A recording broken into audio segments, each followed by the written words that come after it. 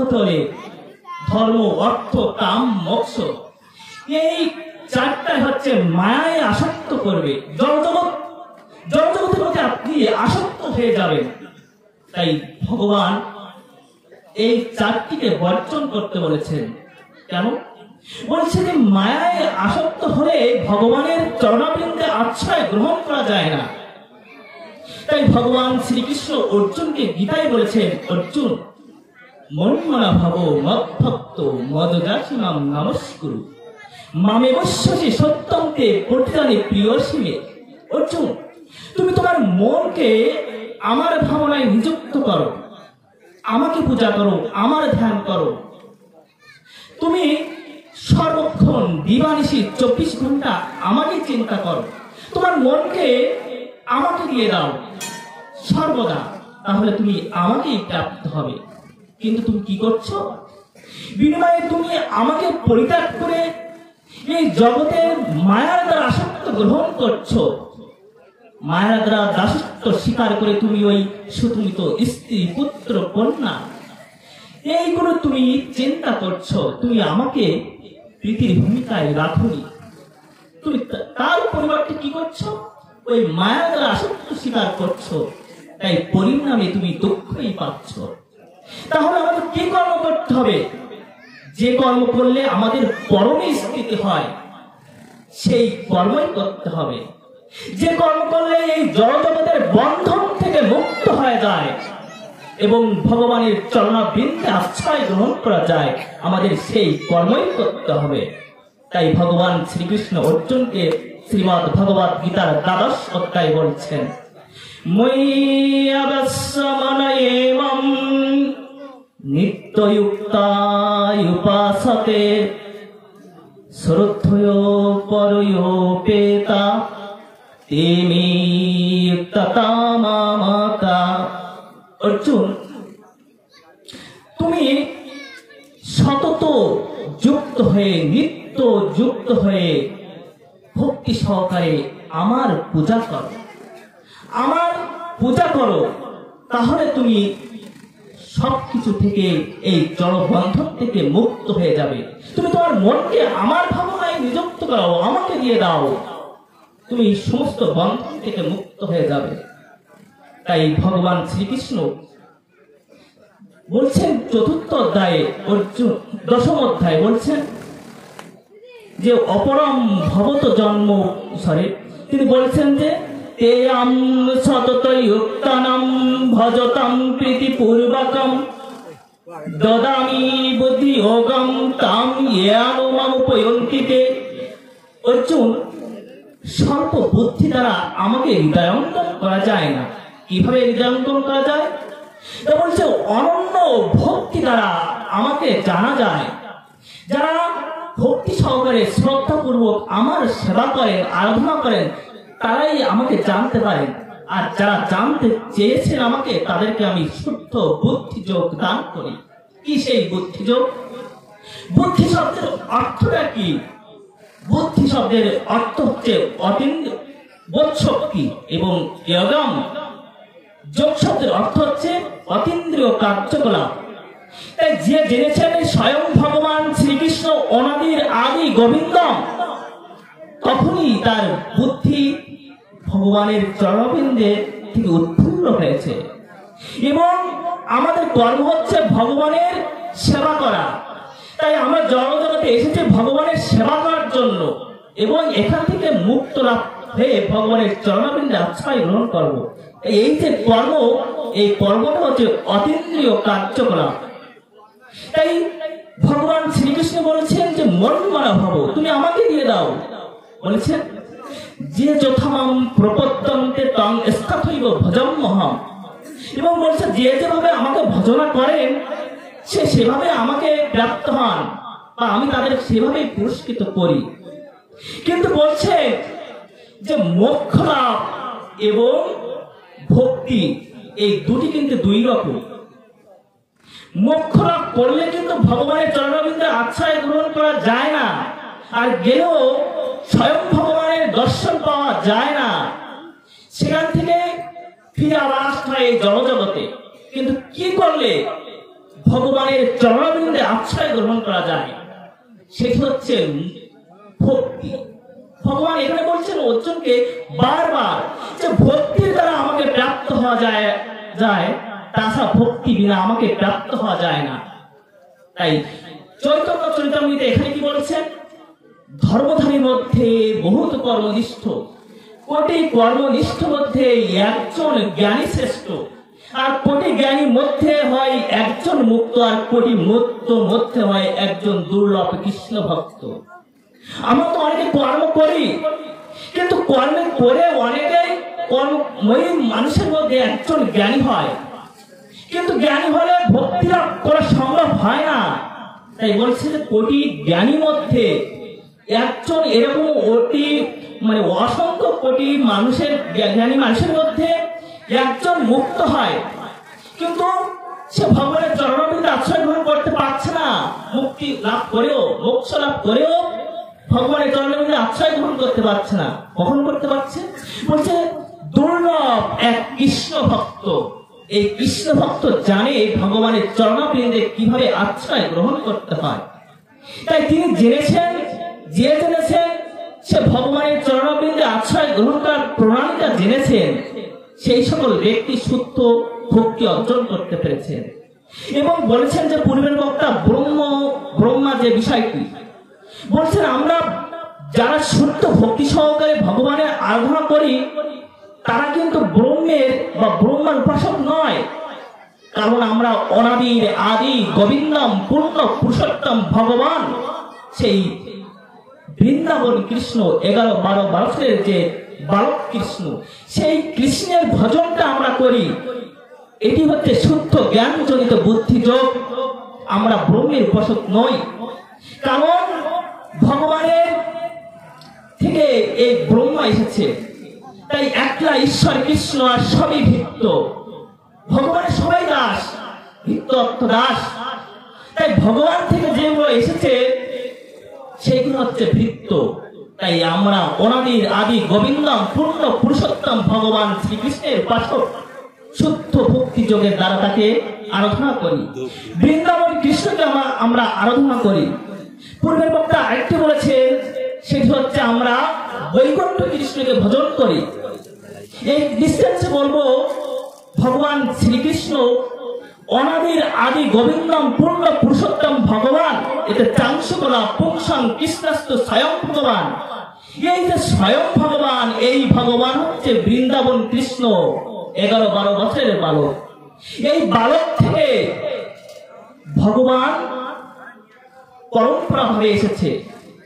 কিভাবে সম্ভব? বলছে ভগবান শ্রীকৃষ্ণ তো বৃন্দাবন কৃষ্ণ তো দ্বারকায় মানে দাপর যুগে এসেছিল, তাহলে এটা কি করে সম্ভব?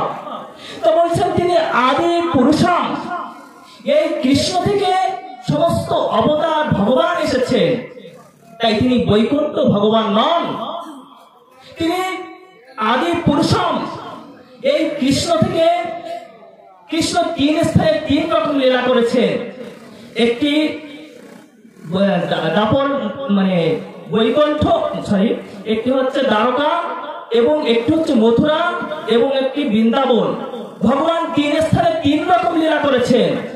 তাহলে স্বয়ং ভগবানকে বলছে দ্বারকায় যে লীলাটি করেছেন সেটি হচ্ছে পূর্ণ, মথুরায় যে লীলাটি করেছেন সেটি হচ্ছে পূর্ণতর, এবং বৃন্দাবন যে লীলা করেছেন সেটি হচ্ছে পূর্ণতম। সব থেকে শ্রেষ্ঠতম যে লীলা, সেই লীলাটি হচ্ছে বৃন্দাবন কৃষ্ণের লীলা, সেটি হচ্ছে পূর্ণতম। এই পূর্ণতম ঐশ্বর্য শিথিল ভাবে যে ভজন, সেই ভজন হচ্ছে অনাদির আদি গোবিন্দম পূর্ণ পুরুষোত্তম ভগবানের ভজন করে থাকে সমগ্র আচার্য বৈষ্ণবগণ। তাই যেখানে ঐশ্বর্য রয়েছে, সেই ঐশ্বর্য প্রেমটা আসলে ভগবানের শুদ্ধ ভক্তিটা আসে না। তাই দ্বারকার যে লীলা, মথুরার যে লীলা, সেই লীলাটা, সেই ভজনটা বৈষ্ণব আচার্যগণ করেন না। সেই আচার্যগণ বৈষ্ণবগণ করে ব্রজের শুদ্ধ রাগাত্মিকা ভক্তি, যে ভক্তিটা বৃন্দাবন থেকে এসেছে। সেই ভক্তি না আসলে সিদ্ধি লাভ করা সম্ভব নয়। তাই শুদ্ধতম যে ভজন, সেই ভজন কি বৃন্দাবন ভজন, ব্রজগোপীর আনুগত্যের সেই ভজন বৈকুণ্ঠ ধাম নয়। ওইটা ঐশ্বর্য দ্বারা নির্মিত, কিন্তু শুদ্ধ ভক্তি অর্জন করার জন্য ঐশ্বর্য শিথিল ভাবটা প্রয়োজন। সে শ্রীমান মহাপ্রভু কলিকালে এসে 500 বছর পূর্বে সেই জ্ঞানটি আমাদেরকে দিয়ে গিয়েছেন, এটা দিয়ে গিয়েছে। তাই বলছে আমাদেরকে কলিহত জীবের মানুষের জন্য এতটা স্বল্পায়ু এবং এতটা হতাশাগ্রস্ত, দুর্দশাগ্রস্ত, যার কারণে এই কলিহত জীবের আমাদের কি করতে হবে? এই হরিনাম সংকীর্তন করতে হবে ভক্তি সহকারে। তাই এখানে চৈতন্য ভাগবত কি বলছেন হরিনাম সংকীর্তন সম্পর্কে? বলছেন নাম সংকীর্তনম প্রক্তম কৃষ্ণস্তু স্বয়ং ভগবান, নাম সংকীর্তন প্রক্তম কৃষ্ণস্য তেন সম্পত্তি বলিষ্ঠম সাধনম শ্রেষ্ঠম পরমাকর্ষ মন্ত্রবৎ তদেব মন্যতে ভক্তি ও ফলম তদ্রসি কৈর্জনৈঃ ভগবৎ প্রেম সম্পত্ত সদৈব অভিজাতরঃ। ভগবত বলছেন হরিনাম সংকীর্তন, যে হরিনাম সংকীর্তন আমরা করি, সেই সংকীর্তন হচ্ছে ভগবানের পরম সম্পদ, সর্বকর্ষণ, যেটি সর্ব আকর্ষণ করে। কলিযুগে মানুষের এই হতাশা মানুষের জন্য এই হরিনাম সংকীর্তন সর্বশ্রেষ্ঠ মাধ্যম। তাই বলছে যে ভক্তির যে ফল, সেই ভক্তির ফল হচ্ছে এই হরিনাম সংকীর্তন।